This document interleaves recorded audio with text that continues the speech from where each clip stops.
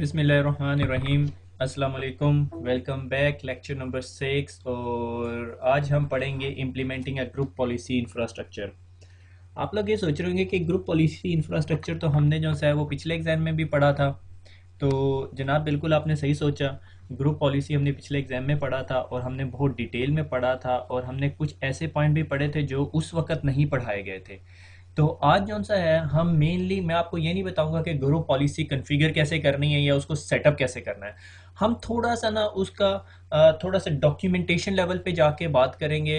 Not a documentation level पे, theory level पे जाके बात करेंगे।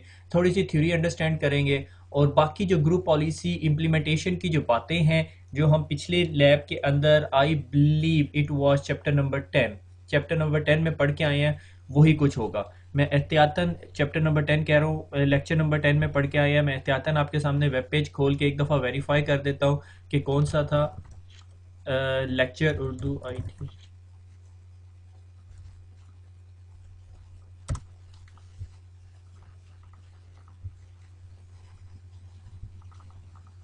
और जनाब जब आप वेबसाइट पे जाएंगे, ठीक है, आई होप आप सबके पास वेबसाइट खुल जाएगी। ठीक है, वीडियो लाइब्रेरीज़ में जाएं और वीडियो लाइब्रेरीज़ के अंदर 70 646 और 70 646 के अंदर जी टेन लेक्चर नंबर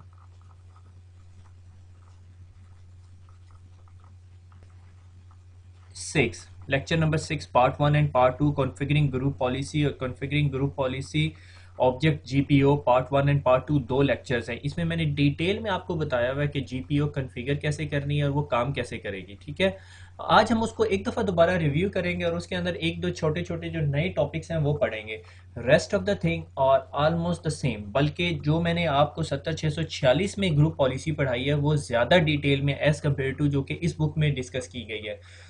उसकी वजह ये है कि नॉर्मली माइक्रोसॉफ्ट के जो कुछ इंस्टीट्यूशन हैं वो ये पेपर पहले पढ़ाते हैं, इसलिए वो आपको ये एक्टिव डायरेक्टरी फोकस्ड रखते हैं ना कि ग्रुप पॉलिसी फोकस्ड। मगर उस लेक्चर के अंदर जो lecture number 6 part 1 and part 2 उसमें मैंने बहुत डिटेल में बताई हुई है। आज मैं आपको दोबारा ग्रुप पॉलिसी दिखाऊंगा, मगर हम उसके अंदर ग्रुप पॉलिसी सेटअप करके वो लैब टेस्ट नहीं करेंगे जिसमें मैं लॉग ऑफ करके लॉग इन करके वॉलपेपर देखते थे चेंज हो गया, वेरी गुड क्लैपिंग वाली एक्सरसाइज नहीं होगी आज। ओके, तो लेट्स स्टार्ट इट। ठीक है, तो ग्रुप पॉलिसी, ठीक है, ग्रुप पॉलिसी के अंदर जो सबसे इंपॉर्टेंट चीज़ होती है कॉन्फ़िगरेशन मैनेजमेंट। कॉन्फ़िगरेशन मैनेजमेंट क्या कि जब भी आपके ऑर्गेनाइजेशन के अंदर कोई कॉन्फ़िगरेशन रिक्वायर्ड होती है तो आप proper change control process run करते हो। और कॉन्फ़िगरेशन मैनेजमेंट जो है वो इज़ अ सेंट्रलाइज्ड अप्रोच के एक सेंट्रलाइज्ड लोकेशन से ही चेंजेस इंप्लीमेंट होनी चाहिए और अप्लाई होनी चाहिए। ठीक है, वो कहाँ पे अप्लाई हो, एक यूज़र पे हो, एक सेट ऑफ यूज़र पे हो, या एक कंप्यूटर पे हो, या एक सेट ऑफ कंप्यूटर्स पे हो। ठीक है, तो कॉन्फ़िगरेशन मैनेजमेंट के तीन पार्ट्स हैं with reference to group policy. ठीक है, one is called setting, one is called scope and other is called application. Setting क्या होती है? सेटिंग ये कि कौन कौन से चेंजेस मैंने इम्प्लीमेंट करनी है। ऐसे नहीं होगा कि अब ग्रुप पॉलिसी वही मेरी टिपिकल एग्जांपल कि आप सुबह आए और आपने जी एक कॉफ़ी का मग, अब आप कॉफ़ी पीने लग गया। ठीक है, तो एक कॉफ़ी का मग जो सा है वो बनाया और उसने उसके बाद कहा चलो यार ग्रुप पॉलिसी कन्फिगर करें। तो ऐसे नहीं होगा, अब ग्रुप पॉलिसी के पहले डॉक्यूमेंटेशन करेंगे। मुझे एक ऑर्गेनाइजेशन में काम करने का मौका मिला, वहाँ पे डॉक्यूमेंटेशन बहुत ज़्यादा होती थी। अक्सर दफ़ा मैं चिढ़ता होता था उस लेवल ऑफ डॉक्यूमेंटेशन से। उधर क्या था, अगर आपने अपने डोमेन कंट्रोलर के ऊपर कोई जीपीओ लगानी है तो आप एक डॉक्यूमेंट फिल करते थे that is called group policy changes. ठीक है, तो वो क्या होता था, उसमें आप बताते थे कि इसके इस ग्रुप पॉलिसी में मैं सेटिंग्स क्या रिकमेंड कर रहा हूँ, इसका स्कोप क्या है और इसकी एप्लीकेशन कहाँ पर होगी। ठीक है, से मैंने कहा जी सेटिंग में ये रिकमेंड कर रहा हूँ कि तमाम यूज़र को स्क्रीन सेवर ब्लॉक कर दिया जाए। ठीक है, that is called block screen saver and block wallpaper.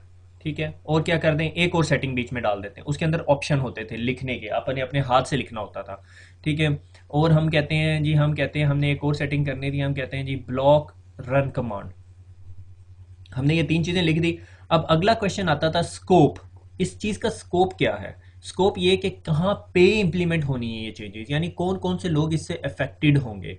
ठीक है, ये इसीलिए मैंने यहाँ पे आर्चर बनाया है। ये सॉर्ट ऑफ ग्रुप पॉलिसी जो सा है ना, आपके जो वो बीइंग एन एडमिनिस्ट्रेटर, आपके जो आर्सनल या आपके जो जिसमें तीर रखे जाते हैं उसमें एक किस्म का नया स्पेशल और बहुत पावरफुल हथियार होगा ये आपके लिए। ठीक है, being an administrator group policy जो सी आपका बहुत बड़ा हथियार है, इसी से आपने सारा कुछ इंप्लीमेंट करना होता है।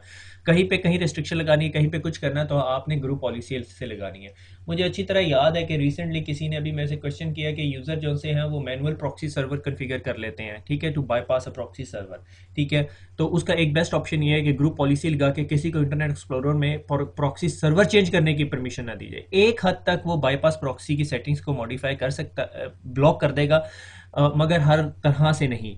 अगर एक ऑर्गेनाइजेशन में कुछ लोग बाईपास प्रॉक्सी यूज़ कर रहे हैं, वो अपने एक्सप्लोरर की प्रॉक्सी सेटिंग्स के अंदर जाके उस नए proxy server, anonymous proxy server का एड्रेस दे देते हैं, तो आप जीपीओ से इंप्लीमेंट कर दो कि कोई भी यूज़र अपने एक्सप्लोरर सेटिंग्स के अंदर जाके प्रॉक्सी सर्वर की सेटिंग्स ना चेंज कर सके। ठीक है, that is one of the way कि आप जीपीओ को यूज़ करते हुए, ग्रुप पॉलिसी ऑब्जेक्ट को यूज़ करते हुए ये काम कर सके। तो जीपीओ आपके जो वो बैक के अंदर बीइंग एन एडमिनिस्ट्रेटर एक बहुत पावरफुल टूल है। स्कोप क्या, स्कोप डिफाइन करता है कि कहाँ पे लगानी है। ठीक है, तो जब मैं ये डॉक्यूमेंट फिल कर रहा होता था तो मैं बताता था ठीक है जी, मैंने एक ऐसे ऑर्गेनाइजेशनल यूनिट पे बनानी है, ज़ाहिर आपने ब्लॉक करना है रन की कमांड और वॉलपेपर, तो आप फाइनेंस वालों को तंग नहीं करना चाहेंगे। मैं कहता हूँ, मैंने कहा कि कियोस्क। ठीक है, कियोस्क क्या, कि कुछ ऐसी मशीन्स थी मेरी ऑर्गेनाइजेशन में जो बाहर पड़ी हुई थी, या मैं अगर कोई गवर्नमेंट ऑर्गेनाइजेशन के लिए काम करता हूँ और उस ऑर्गेनाइजेशन का काम ये था कि सब लोगों को जो सा है वो चेक करें कि किन की गाड़ी को टिकट लगा है या नहीं, या किसी की गाड़ी की कोई एनुअल जो रिन्यूअल है वो आउट ऑफ डेट होगी, यानी हमने ये शॉपिंग मॉल में क्योस लगाई हुई थी, तो उसको ब्लॉक करने के लिए कि वहाँ पे कोई रन की कमांड ना चला सके, वॉलपेपर ना चेंज कर सके। वैसे असूलन तो वहाँ पे सिर्फ ऐप ही होनी चाहिए, ऐप के अलावा कुछ नहीं होनी चाहिए, जस्ट फॉर एग्जांपल से मैंने कहा कियोस्क। ठीक है, उसके बाद setting is applied to the entity within the scope, this process is called application. और जब एप्लीकेशन कब करनी है हमने, से within 1 month, 2 month, 3 months, या उसकी टेस्ट प्रोसेस करना है। नॉर्मली इस तरह की चीज़ों पे पहले टेस्ट किया जाता है, फिर ओयू लगाई जाती है।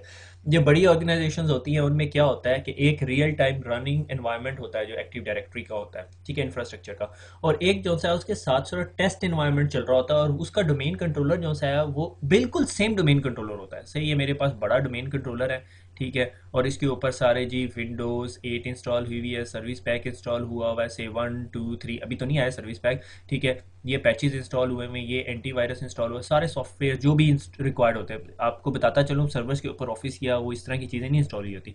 तो इधर मेरे पास टेस्ट एनवायरनमेंट में एक छोटा सा सर्वर पड़ा होगा और उस पर यही सारा कुछ इंस्टॉल हुआ होगा जो एक्टिव डायरेक्टरी इस पर इंस्टॉल होगा।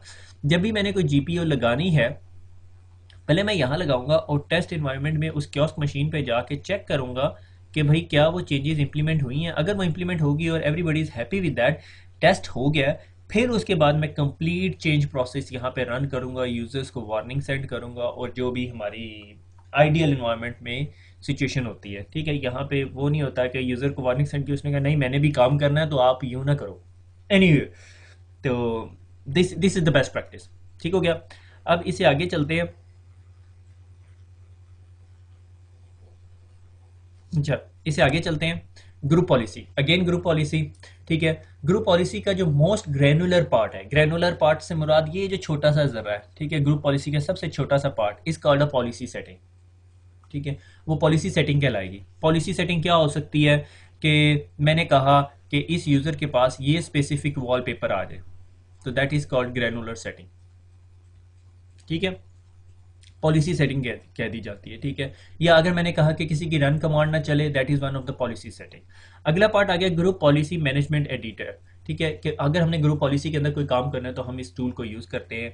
ग्रुप पॉलिसी ऑब्जेक्ट क्या होता है, जीपीओ ऑब्जेक्ट एक ऐसी चीज होती है जिसमें मल्टीपल पॉलिसीज होती है। सही, मैंने कहा कि एक ऑर्गेनाइजेशनल यूनिट है, और अगर आपको याद हो हम पीछे से पढ़ते आ रहे हैं, ऑर्गेनाइजेशनल यूनिट यूजर को ग्रुप करने के लिए नहीं बल्कि एडमिनिस्ट्रेटिव पॉइंट से ग्रुप करने के लिए यूज होता है। मैंने कहा ऑर्गेनाइजेशनल यूनिट के अंदर मैंने आईटी बना दी, और आईटी के अंदर फिर 3 किस्म के एडमिन बना दिए, admin level 1, admin level 2, admin level 3।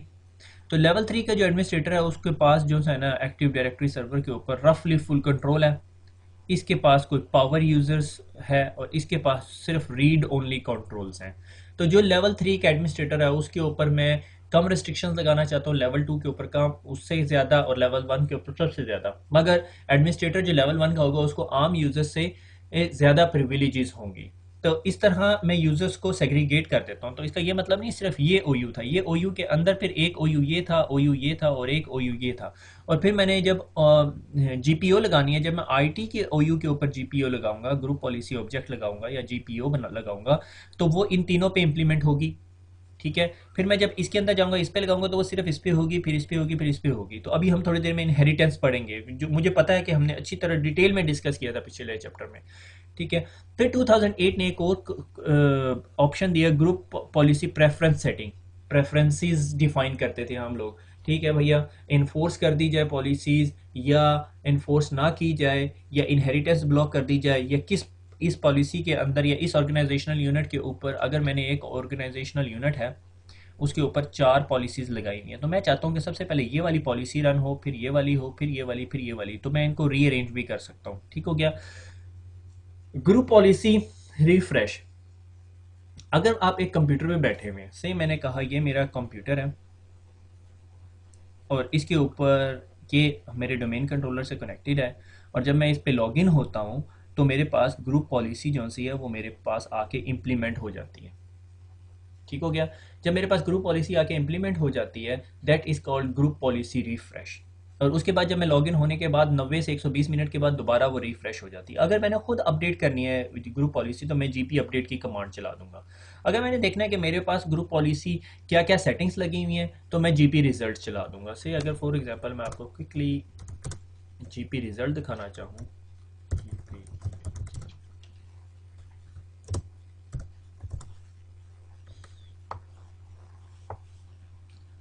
वो कुछ ऐसी सी होगी कि जीपी रिजल्ट कहती है कि ये मेरा कंप्यूटर है और उसके ऊपर कौन कौन सी सिक्योरिटी सेटिंग्स लगी हुई हैं। ठीक है। कभी कभी आपको ये ट्रबल शूटिंग के लिए भी यूज़ करना पड़ता है। ठीक है।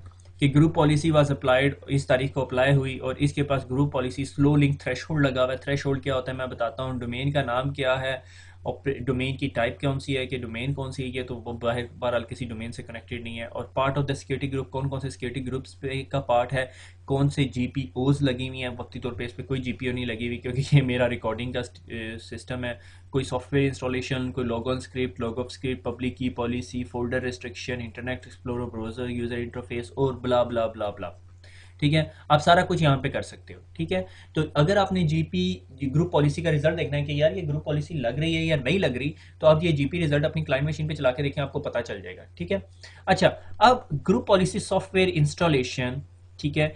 कि अगर आप चाहते हो कि इस ग्रुप पॉलिसी से क्या हो कि हमारी कंपनी में एक नया सॉफ्टवेयर आया, मैं चाहता हूँ कि ज़ाहिर है अगर आपके पास 500 या 1000 या 2000 या 3000 पीसीज हैं, तो आप उन सब के ऊपर खड़े होकर इंस्टॉलेशन नहीं करोगे बारी बारी जाके। तो आप ग्रुप पॉलिसी से लोड कर दोगे सबको, क्योंकि कल जब आप सुबह लॉगिन होंगे तो एक स्क्रिप्ट रन होगा, उससे सॉफ्टवेयर इंस्टॉल होगा, या जिस तरह भी आप करना चाह रहे हो, डिपेंडिंग कि आप जीपीओ में कैसे काम कर रहे हैं उस पर। तो जो सॉफ्टवेयर इंस्टॉलेशन है वो होगी। अगर आपके किसी रिमोट स्टेशन पे, और मैंने कहा वो सॉफ्टवेयर का जो पैकेज था वो था कोई 100 MB का, तो जीपीओ का client side extension, group policy की क्लाइंट साइड एक्सटेंशन होती है। ठीक है। जो क्लाइंट एंड पे पड़ी हुई होती है और वो रन कर रही होती है सारा कुछ, वो जाके चेक करेगी कि क्या मेरा इंटरनेट का लिंक जो सा है वो 500 kbps से कम है। अगर आपका लिंक आपको सर्वर के दरमियान कनेक्टिविटी 500 kbps से कम है, तो वो सॉफ्टवेयर इंस्टॉल नहीं करेगी, उसको स्किप कर देगी।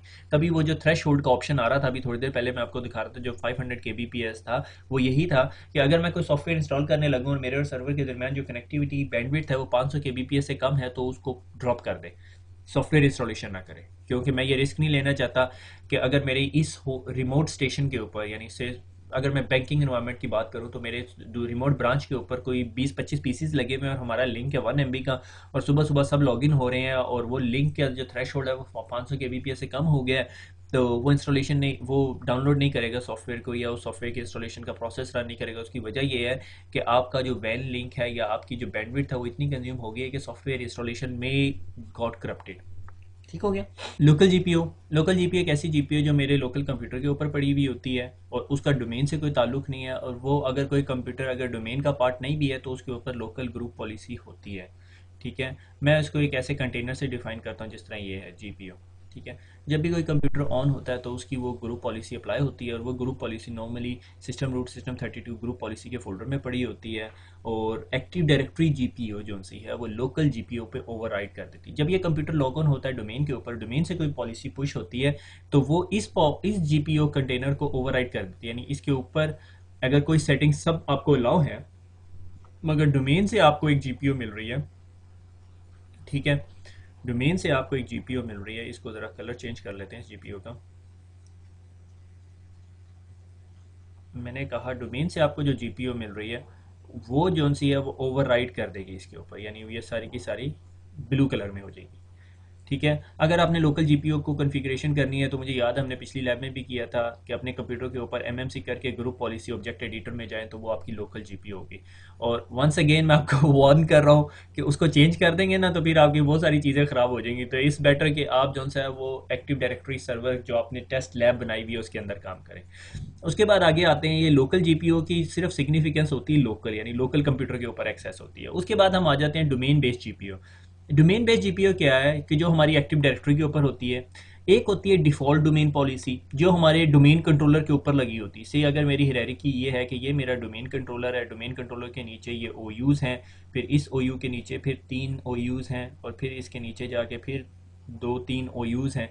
तो डिफ़ॉल्ट डोमेन पॉलिसी क्या होती है, all users and computers on the domain, वो पॉलिसी जो ये यहाँ पे लगी है और वो इन सब का अहाता कर रही है, इन सब को कैप्चर कर रही है। ठीक है, affects the domain controller, it even affects the domain controller. से अगर आपके डोमेन कंट्रोलर्स इस ऑर्गेनाइजेशनल यूनिट में हैं या यहाँ पर हैं तो वो उस पर भी इम्प्लीमेंट हो रही है। Default domain controller policy link to the domain controller OUs, वो क्या करती है, वो ओयूज के ऊपर लगी हुई होती है। Let me get another link. तो वो स्पेसिफिक ओयूज के ऊपर लगी होती है, यहाँ पे लगी हुई है, यहाँ पे इम्प्लीमेंट हो रही है, यहाँ पे इम्प्लीमेंट हो रही है, और ये यहाँ पे इनहेरिट हो रही है। ठीक है, use it in any domain in the forest, या डोमेन के अंदर फॉरेस्ट में यूज़ हो सकती है। ठीक है, मगर वो ओयूज की बेस पर होती है। ये नहीं है कि ये एक जगह लगी हुई है और वो पूरी की पूरी डोमेन को ले रही है, ये नहीं है, वो डिफ़ॉल्ट डोमेन पॉलिसी है। उसको हम देखेंगे, हमने ऑलरेडी डिस्कस किया हुआ है, बल्कि मैं क्विकली आपको वो दिखाता चलता हूँ।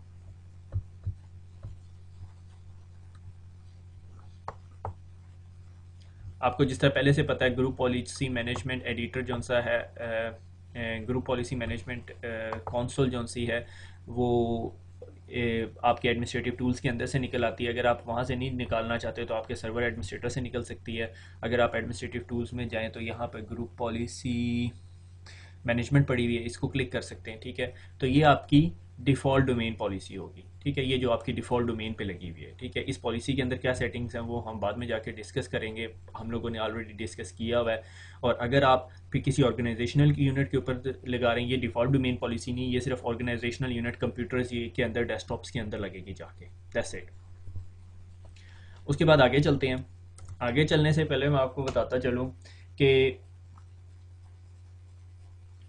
ग्रुप पॉलिसी जो सा है ना, वो नेटवर्क एडमिनिस्ट्रेटर का जो लाइफ स्पैन होता है उसके अंदर जो सा ग्रुप पॉलिसी डिज़ाइनिंग और इम्प्लीमेंटेशन और कॉन्फ़िगरेशन के अंदर एडमिनिस्ट्रेटर का बहुत ज़्यादा काम टाइम गुजरता है। ठीक है, तो creating linking and editing GPO कि अगर आपने ग्रुप पॉलिसी बनानी है, ग्रुप पॉलिसी ऑब्जेक्ट एक्चुअली बनाना है तो वो कैसे बनेगा वो देख लेते हैं क्विकली। हमने डिस्कस किया हुआ सिर्फ आपको रिफ्रेश करने के लिए। जीपीओ रेप्लिकेट होती है, अगर एक्टिव डायरेक्टरी है तो वो सीज वॉल के फोल्डर में रखती है। ठीक है, स्टोरेज ऑफ जीपीओ कहाँ पर होती है, सीज वॉल के अंदर डोमेन पॉलिसीज और जीपीओ जीयू आईडी के नाम पे, यानी एक यूनिवर्सल नंबर होता है, यूनिक नंबर होता है, उसके लिहाज से पड़ी हुई होती है। हमने मुझे अच्छी तरह याद है हमने लेक्चर नंबर 6 के अंदर देखा था, क्योंकि इस बुक के अंदर उसने आपको ये सारी चीज़ें दिखाई नहीं हुई, जबकि 2008 के अंदर उसने थोड़ा सा डिटेल में डिस्कस किया था। कुछ मैंने अपनी तरफ से भी ऐड ऑन करके इन दोनों चैप्टर्स को आपस में कंबाइन कर दिया था। जीपीओ टूल यूज़ होता है। जीपीओ टूल क्या होता है, एक्टिव डायरेक्टरी की ट्रबल शूटिंग के लिए टूल होता है। एक चीज़ जो मैंने उस लेक्चर में डिस्कस नहीं की, डेफिनेटली मैं वो आपको यहाँ पे दिखाऊंगा, एक फिल्टरिंग एडमिनिस्ट्रेटिव टेम्पलेट पॉलिसी, कि अगर आपने किसी पॉलिसी को फिल्टर करना है, क्योंकि जाहिर है जिस तरह हमने बताया था कि एक अगर जीपीओ उसका छोटा सा पार्ट है इस कॉल्ड पॉलिसीज, पॉलिसी सेटिंग्स, कि भाई उसका वॉलपेपर चेंज करना है या कुछ और करना है, तो इस कॉल्ड फिल्टरिंग। ठीक है, कि आपने फिल्टर करना है। से आपको आप चाहते हो कि यार आप ना स्क्रीन सेवर फिल्टर करना चाहते हो, तो आप किसी जीपीओ के अंदर जाके आप स्क्रीन सेवर कैसे ढूंढोगे। ठीक है, लास्ट टाइम तो मैंने आपको जाके वहाँ पे जाके दिखा दिया था कुछ लोगों का, बल्कि मुझे क्वेश्चन भी आया और that can be address today, कि अगर मैंने जाके देखना है कि भाई मैंने स्क्रीन सेवर चेंज करना है क्योंकि मुझे फ़लाँ टीचर ने बताया कि जी स्क्रीन सेवर, या फ़लाँ किसी एडमिनिस्ट्रेटर से मेरी बात हुई कि भाई ये जीपीओ जोन सी है इसको कॉन्फ़िगर करना है, तो आप ऐसा करो कि आप स्क्रीन सेवर्स की सेटिंग चेंज कर दो। अब उसने नहीं बताया कि स्क्रीन सेवर की सेटिंग्स कहाँ पर है, systems, wallpaper, control panels, desktop, पता नहीं क्या कुछ होता है उसके अंदर। तो एक बहुत अच्छा तरीका है इज कॉल्ड अ फिल्टरिंग। ठीक है, तो फिल्टरिंग कैसे करेंगे?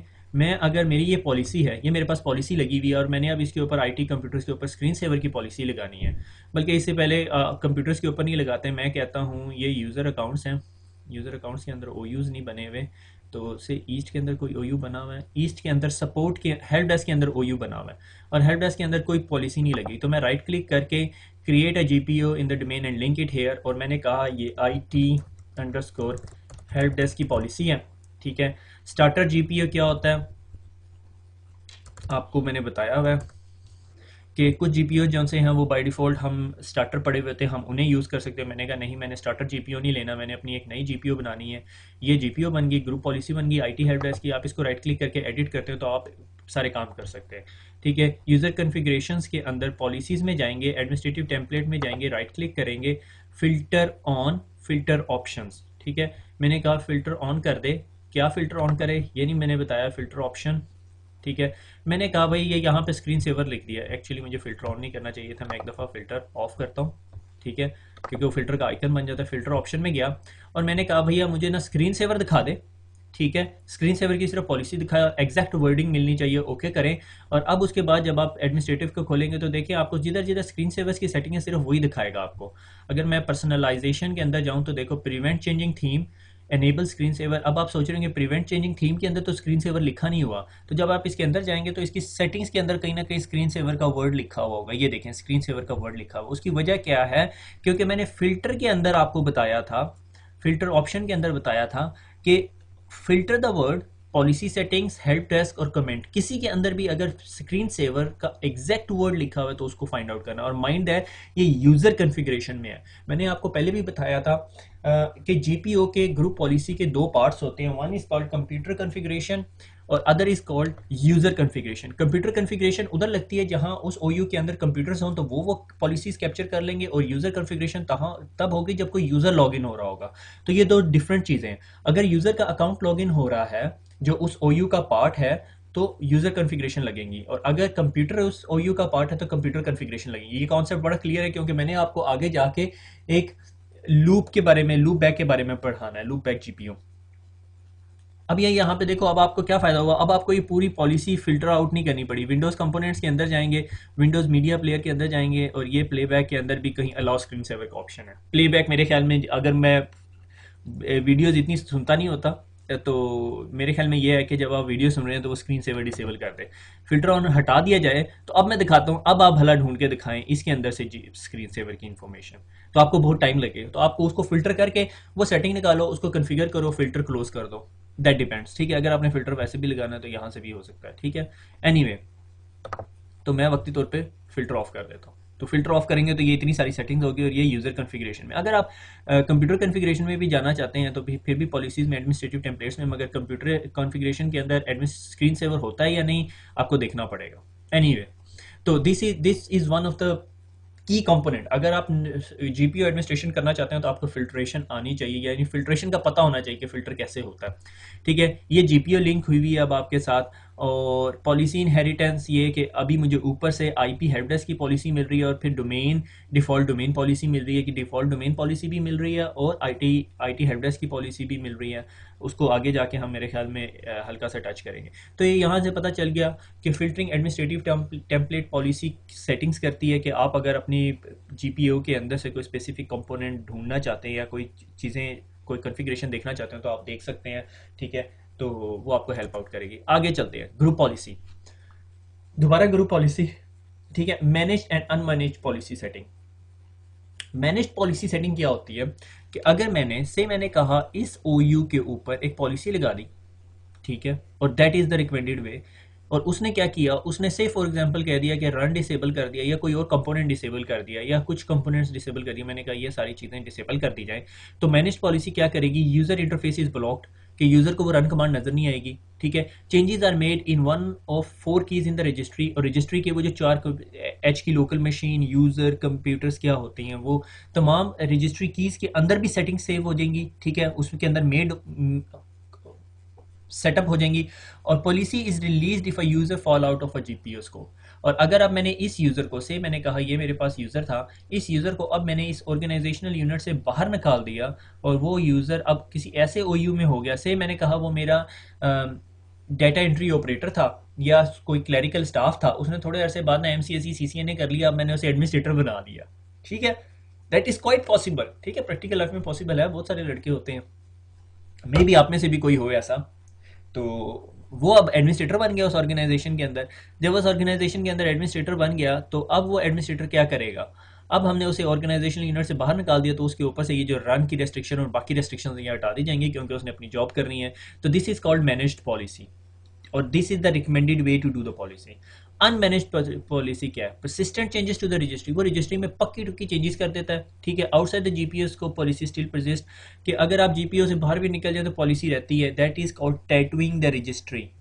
टैटूइंग द रजिस्ट्री की रजिस्ट्री टैटूड हो जाती है, यानी उसकी रजिस्ट्री में सेव हो जाती है, और वो जब यूजर ओयू से बाहर निकल जाता है तो वो क्लियर अप नहीं होती, और इट इज़ अ डिस्करेज्ड वे। और बाय डिफ़ॉल्ट जब आप जीपीओ एडिट करते हो तो अनमैनेज पॉलिसी का ऑप्शन नज़र ही नहीं आ रहा होता, आपको एडवांस फीचर्स में जाके उसे इनेबल करना होता है।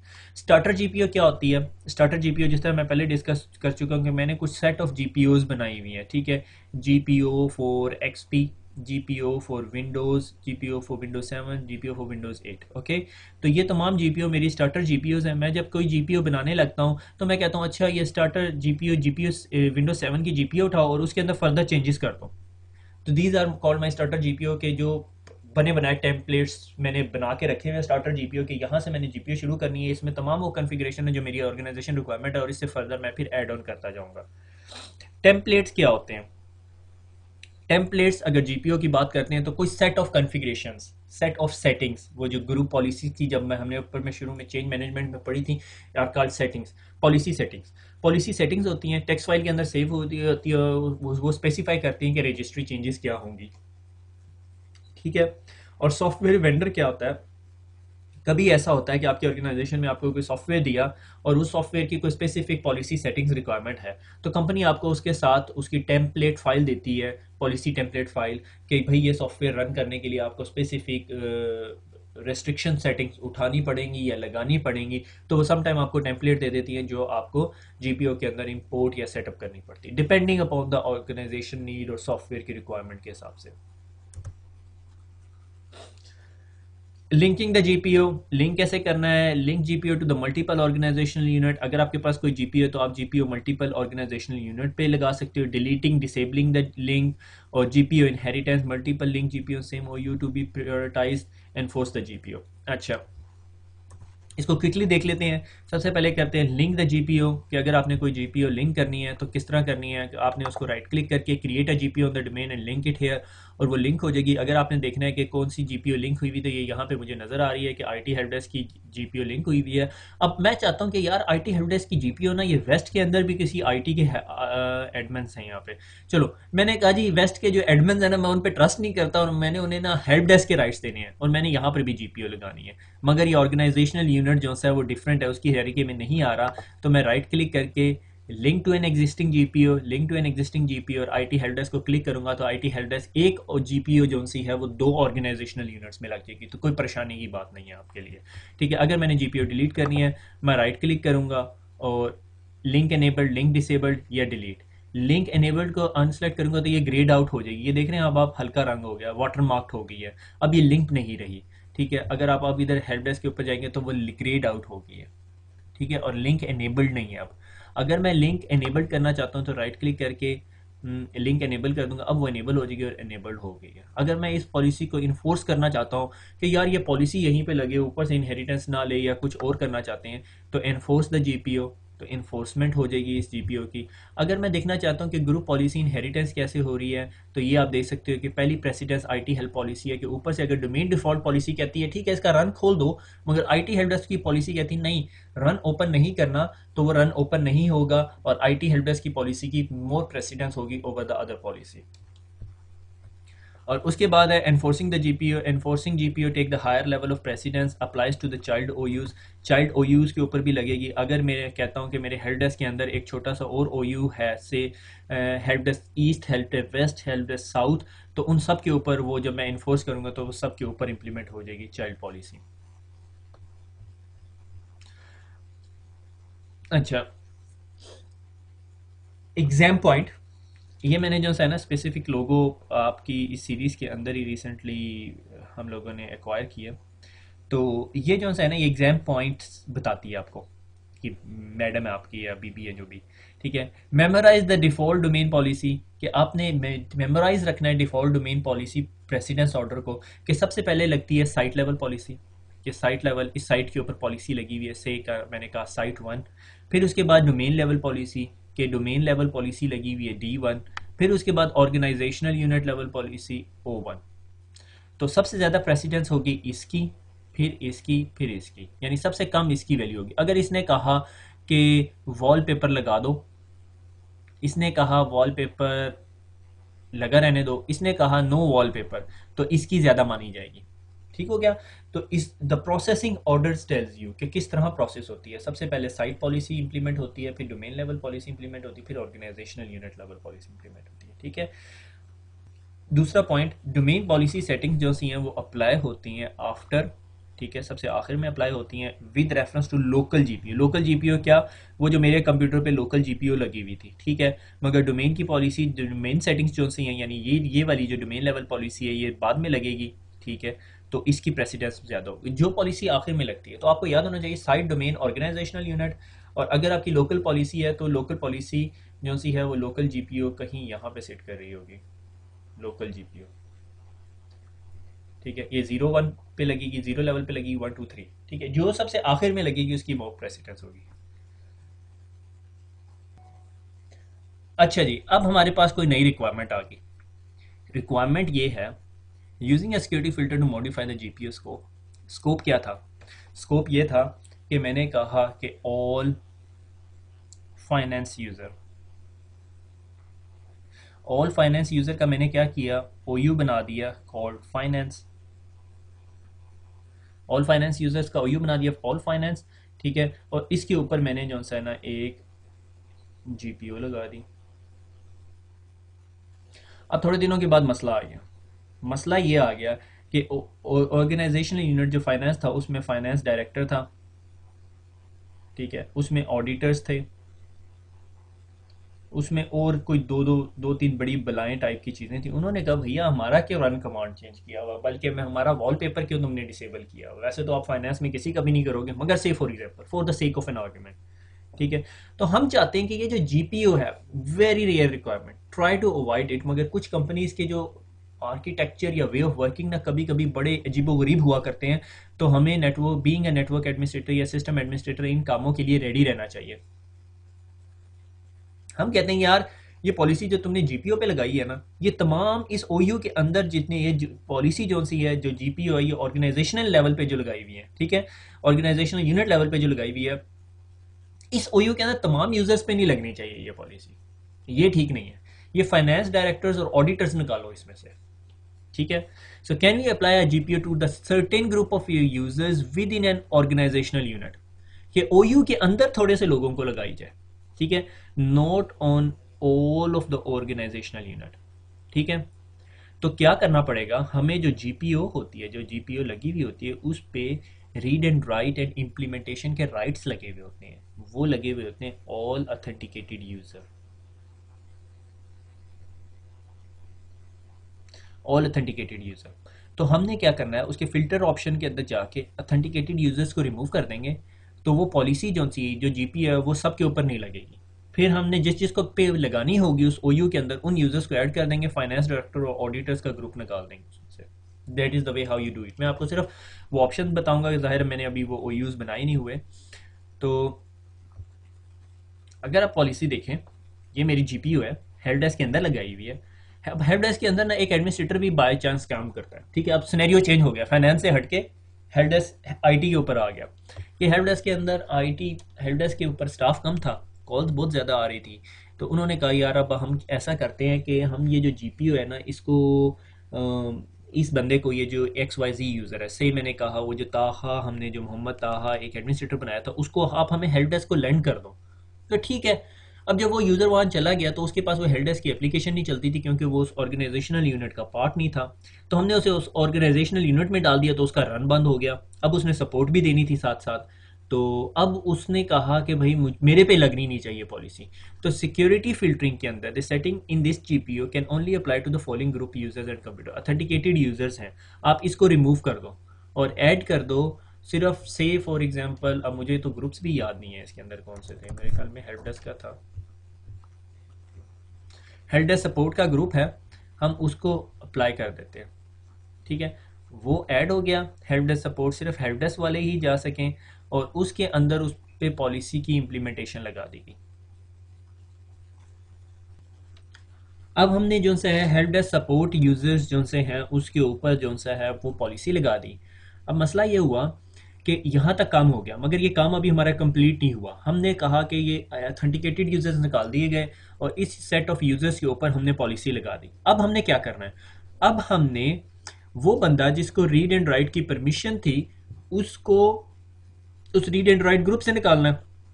हम क्या करेंगे, हम इस ग्रुप पॉलिसी के ऊपर जाएंगे, इसके डेलीगेशन टैब के अंदर जाएंगे जिसे हमने डेलीगेट कंट्रोल दिया हुआ है, और इसके राइट हैंड साइड पे एडवांस का ऑप्शन है, इस एडवांस के ऑप्शन को सिलेक्ट करेंगे और इसके अंदर वो यूजर ऐड करेंगे जिसे हमने इस ग्रुप से एक्सक्लूड करना है।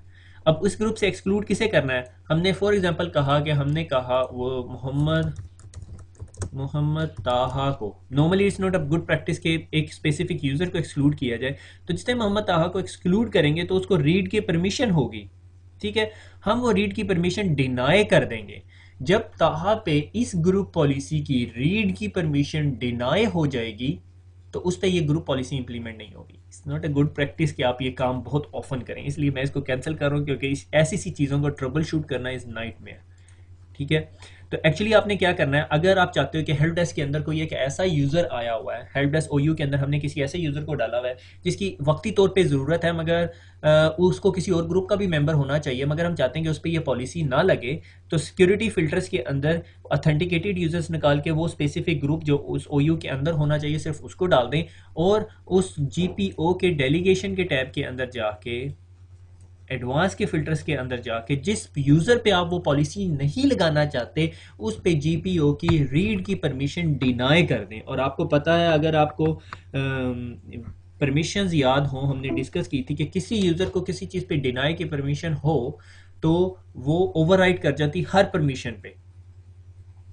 आगे चलते हैं।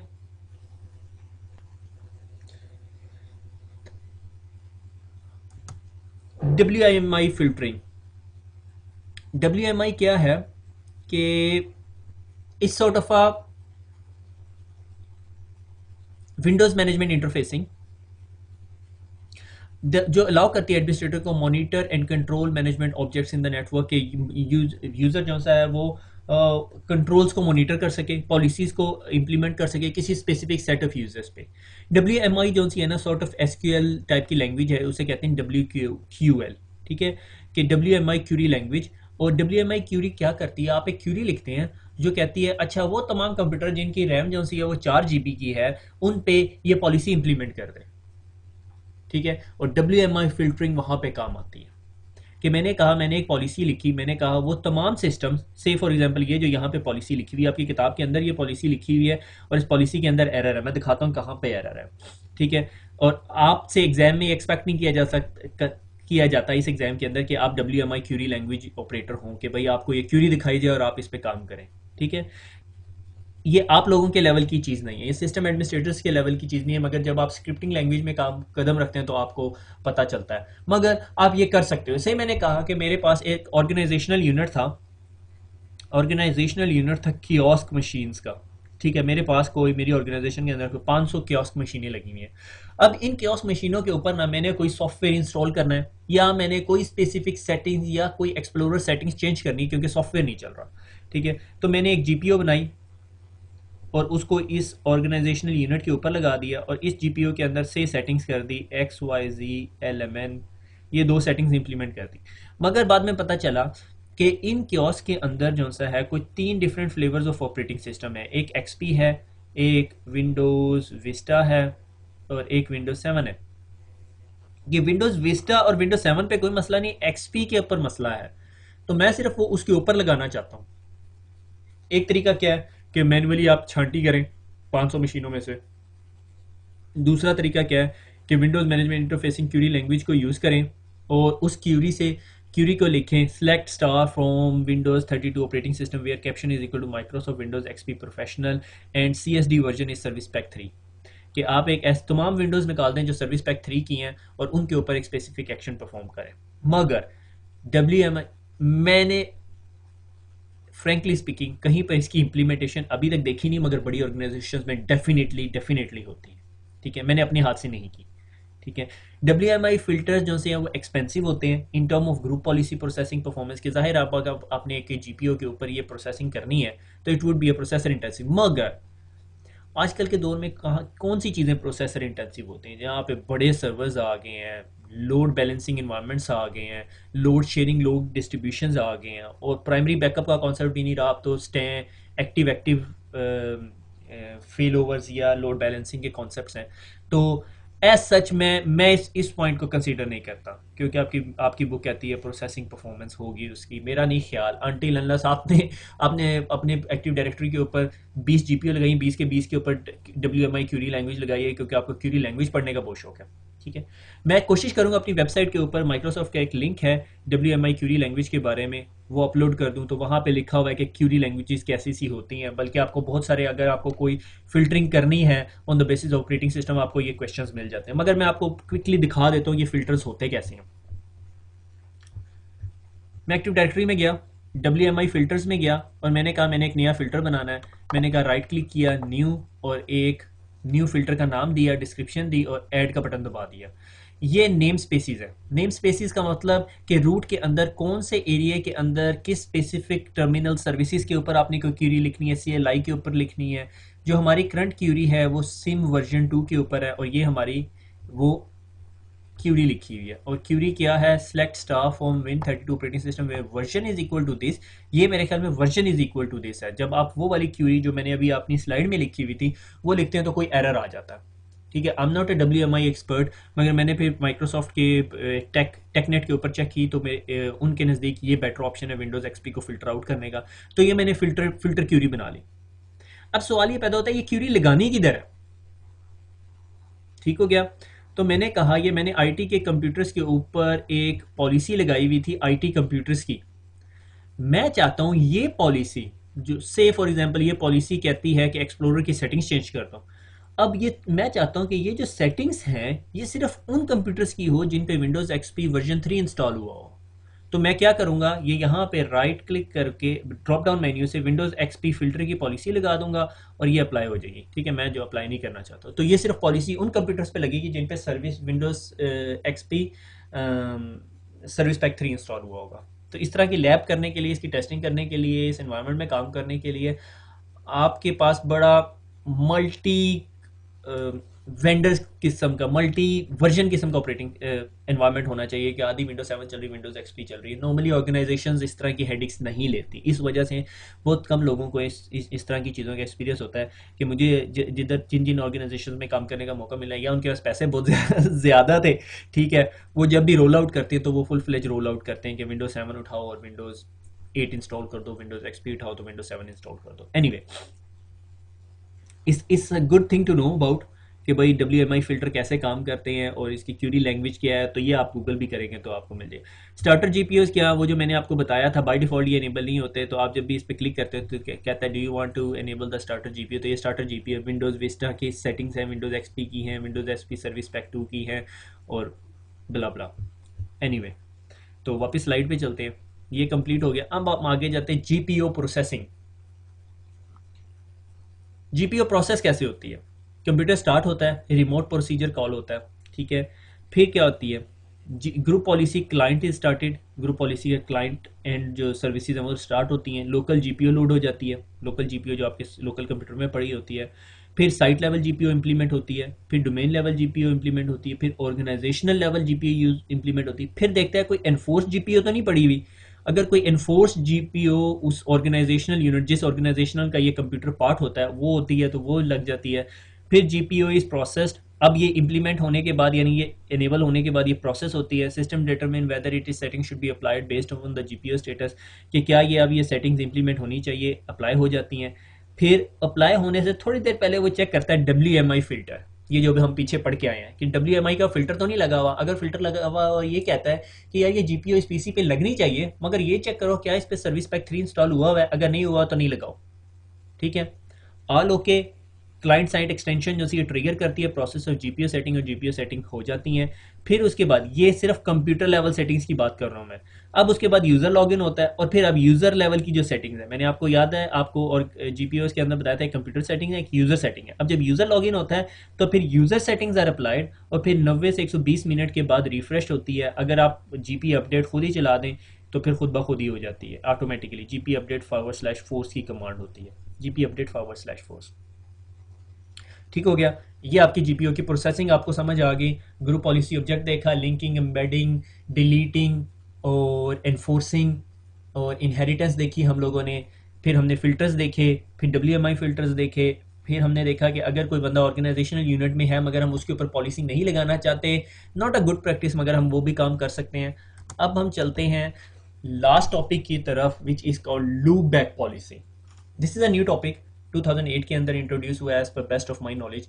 ठीक है, अगर से मैंने कहा कि ये मेरा कोई एडमिनिस्ट्रेटर है,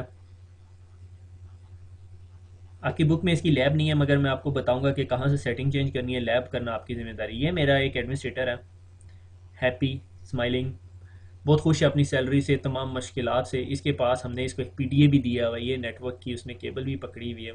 एनीवे, तो ये एडमिनिस्ट्रेटर को ना एक कॉल आती है कॉन्फ्रेंस रूम से, एक कॉल आती क्लासरूम में से। मैंने कहा हम कॉलेज के अंदर काम करते हैं, ये कॉलेज का एक कैंपस नेटवर्क है। ये मैंने कहा क्लासरूम, और ये मैंने कहा कॉन्फ्रेंस रूम, और ये कहीं एक कियोस्क लगी हुई है, और ये एडमिनिस्ट्रेटर है, ये इसके पास कोई अपना लैपटॉप भी है। मैं चाहता हूं कि जब ये यूजर लैपटॉप पे लॉगिन हो तो इसके पास, यानी ये जो एडमिनिस्ट्रेटर है इसके पास तमाम राइट्स हों। ठीक है, जब ये यूजर उठ के क्लासरूम में, कॉन्फ्रेंस में या कियोस्क में जाए तो इसके पास वो फुल एडमिनिस्ट्रेटिव राइट वाला जो डेस्कटॉप है ना वो ना आए, या डेस्कटॉप का वॉलपेपर वो ना आए जो इसने लगाया। वैसे मैंने कहा ये कोई जो सा है, इसे वीडियो गेम्स खेलने का बहुत शौक है, इसने वो कौन सी आजकल लेटेस्ट है बैटलफील्ड टाइप की कोई गेम जो सी है उसका वॉलपेपर लगाया हुआ है यहाँ पे। मैं चाहता हूँ जब ये क्लासरूम, कॉन्फ्रेंस या कियोस्क पे जाए तो वो वॉलपेपर लोड ना हो, इस मशीन की डिफॉल्ट सेटिंग्स लोड हो। ठीक है, तो वो काम करने के लिए कि यूजर है वो ऑर्गेनाइजेशनल यूनिट का पार्ट नहीं है, वो ऐसे ऑर्गेनाइजेशनल यूनिट का पार्ट है जिसको फुल राइट्स हैं, उसकी तमाम सेटिंग्स लोड हो जाती हैं, उसके वॉलपेपर चेंज हो जाते हैं, सारा कुछ वो अपनी मर्जी सारा कुछ कर सकता है, और उसने वो वॉलपेपर लगाया हुआ है। से फॉर एग्जांपल प्रोफेशनल आउटपुट नहीं आती। ठीक है, depending upon the organisation need, आपकी ऑर्गेनाइजेशन ने कुछ और भी बनाया हो। ठीक है, तो मैं चाहता हूँ कि जब वो क्लासरूम, कॉन्फ्रेंस या कियोस्क मशीन्स के ऊपर जाके लॉगिन करे तो वो सेटिंग्स ना आए जो यहाँ आनी चाहिए। मैं चाहता हूँ उसकी एक स्पेसिफिक सेटिंग्स हो कि कॉलेज का ही वॉलपेपर हो, से उर्दू IT अकेडमी का वॉलपेपर हो। हम नहीं पसंद करते कि उर्दू IT अकेडमी का ही वॉलपेपर हो यहाँ पर भी। ठीक है, सिर्फ वॉलपेपर से हम लेके चलते हैं। तो मैं क्या करूँगा कि मैं ऐसा काम करूँगा which is called loop back policy, कि जब यूज़र इन तमाम डिवाइसेस पे आके लॉगिन हो तो यूजर की सेटिंग इंप्लीमेंट ना हो, कंप्यूटर साइड सेटिंग्स अप्लाई हो। This is called loop back policy.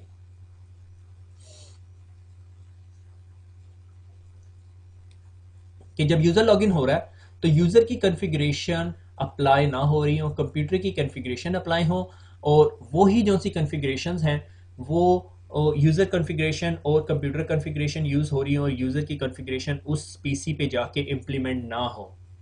यानी अगर उसने अपनी सेटिंग्स का कोई वॉलपेपर लगाया तो वो लगे ना, डिपेंडिंग अपॉन द लोकेशन कि हम उन डिवाइसेस पे लगा दें। तो मैंने क्या किया, मैंने एक OU बनाया और उस OU के अंदर ये तमाम टाइप के पीसीज डाल दिए। ठीक है, लूप बैक पॉलिसी कह दिया, और लूप बैक पॉलिसी के अंदर क्लासरूम का एक सेट बना दिया, कॉन्फ्रेंस में और एक कियोस्क में। वहाँ पे जो बंदा चाहे एडमिनिस्ट्रेटर चाहे एंटरप्राइज एडमिनिस्ट्रेटर लॉगिन हो, उस पर पॉलिसी जो सी वो एंटरप्राइज एडमिनिस्ट्रेटर के राइट्स के साथ ना लगे, वो एक स्पेसिफिक राइट्स के साथ लगे।